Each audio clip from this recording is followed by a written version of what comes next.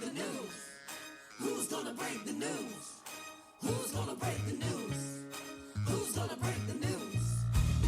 Again, it's a double tank dance day. Tank doesn't understand that until we speak, you can't see us. So his little dance is done under the cloak of another screen. Why are you sticking your tongue out when you're doing that? I don't know, but it's weird. I'm like feeling that. the groove now, and I can't stop. Yeah. I just got to dance. Yeah, I don't like that. J.C. Jackson has been traded back to the New England Patriots. Of course he did. Later on today in the Daily Draft, we will be drafting the worst free agent signings of the last X number of years. In recent memory? Is this one of those that your name's on the door, I'll make it up when I get there? Yeah. Well, I mean, I haven't actually. I've got a bunch. I just don't know what years they happened because I didn't get that far. Of the last 5 years. Well, here's one from 10 years ago, but it was so bad I got to get it in here. Tremaine Johnson. Tremaine Johnson was bad enough that he belongs on this list, even if it was the worst signings of this year. J.C. Jackson, he was an all-pro in New England. Then he went to Los Angeles and forgot how to play football. Well, he just doesn't fit that scheme at all. I really believe that he'll go to New England. He'll be fine. Of course he will. That's not really the problem. The problem is that now with no Matthew Judon, you can't get after the quarterback. So, I mean, you can add all the pieces of that secondary you want to. That's fine.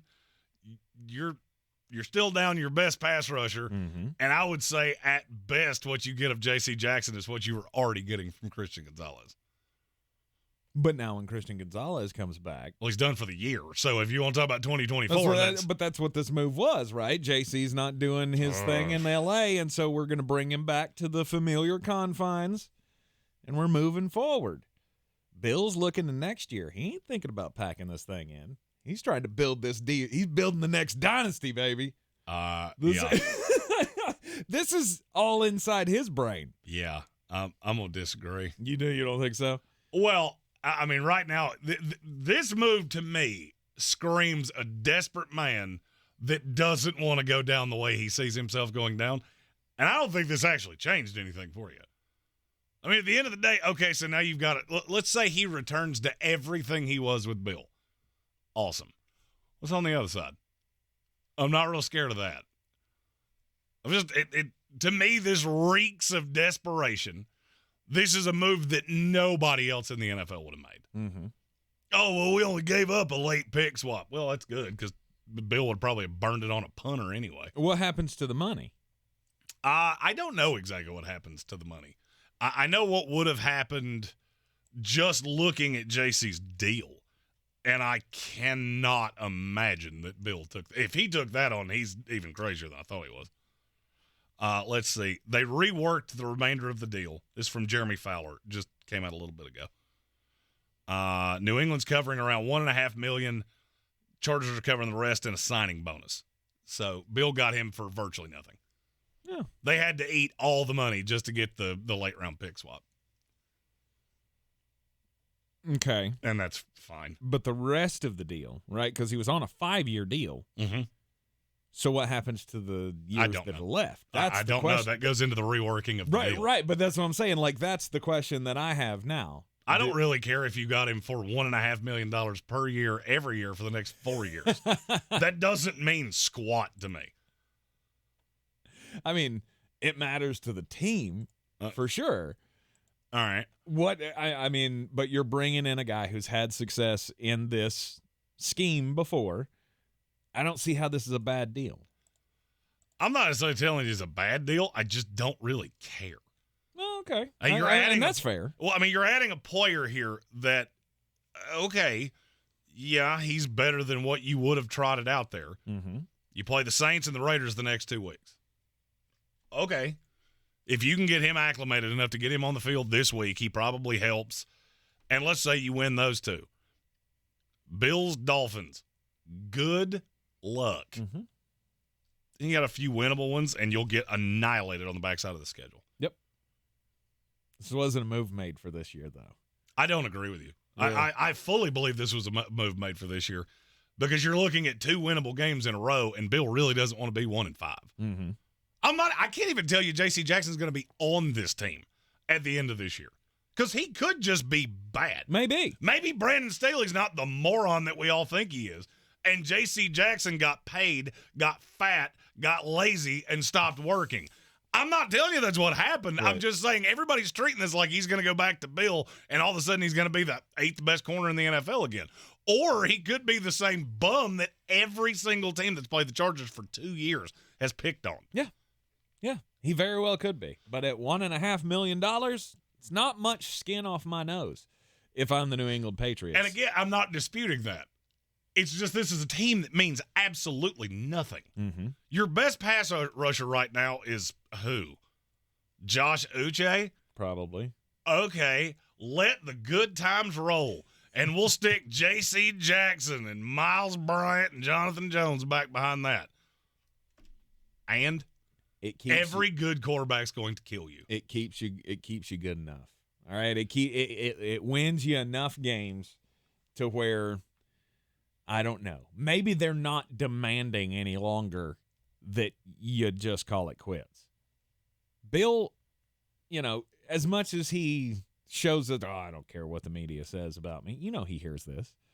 He sees the front page of the Boston Globe sports section every day talking about Bill's lost it. Yeah, Alex Majabi, rest of the deal's covered by New England next year.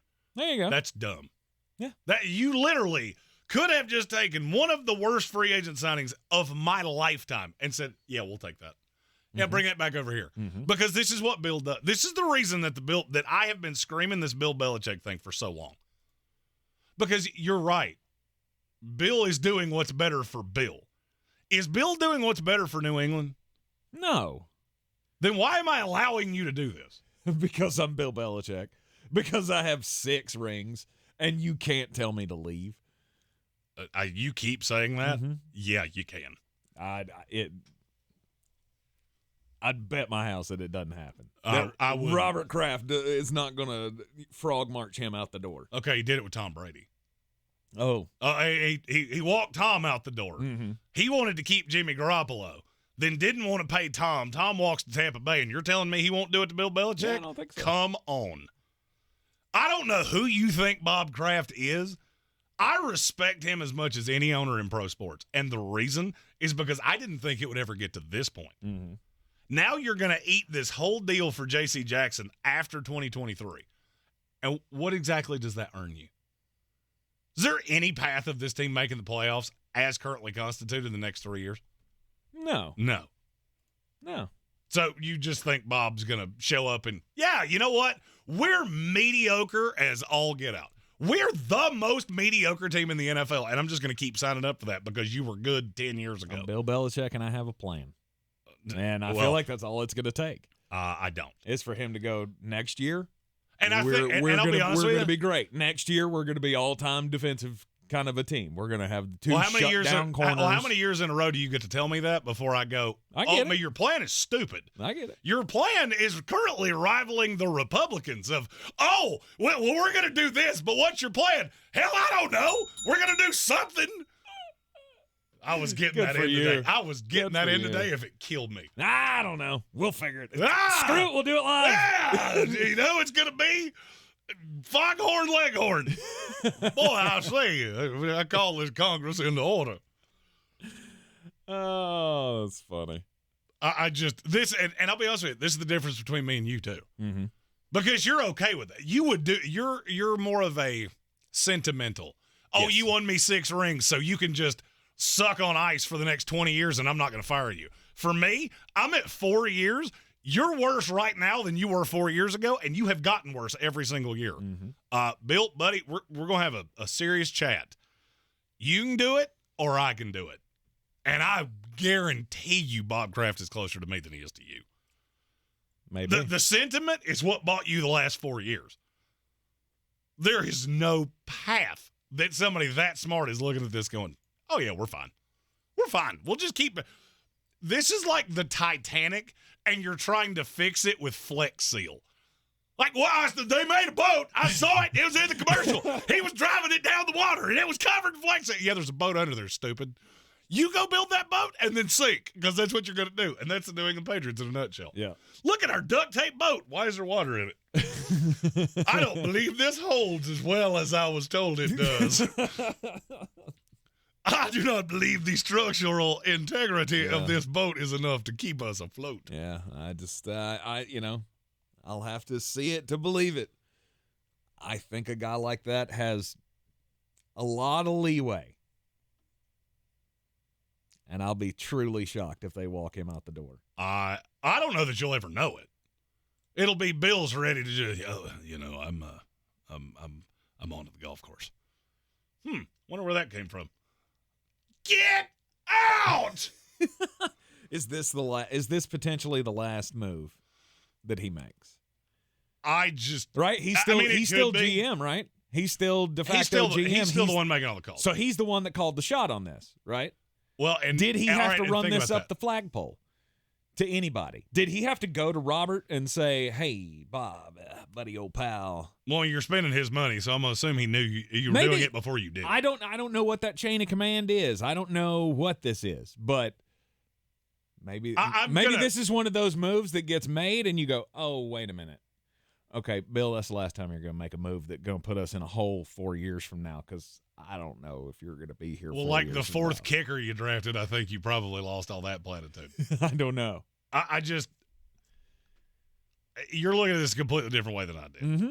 I told you on Monday, I think Bob Kraft walked into that office and said, "We're not doing that again. We are not getting beat 38-3 on national television. No." Mm-hmm. And now Bill has made a desperation move to prove that he's still Bill Belichick, and I think it's going to blow up in your face. Because I don't care if you bring in J.C. Jackson and Ty Law and Richard Seymour, your offense is still awful. So unless Tom is trotting back in there, you're as irrelevant as you have been for the last presidential term, and that ain't changing. That's when we know they're really desperate, when they bring Tom Brady back. That's at this when point, we're going to know. They have a better chance of bringing back Steve Grogan. So. You're in the Sportsocracy. This is ESPN Asheville.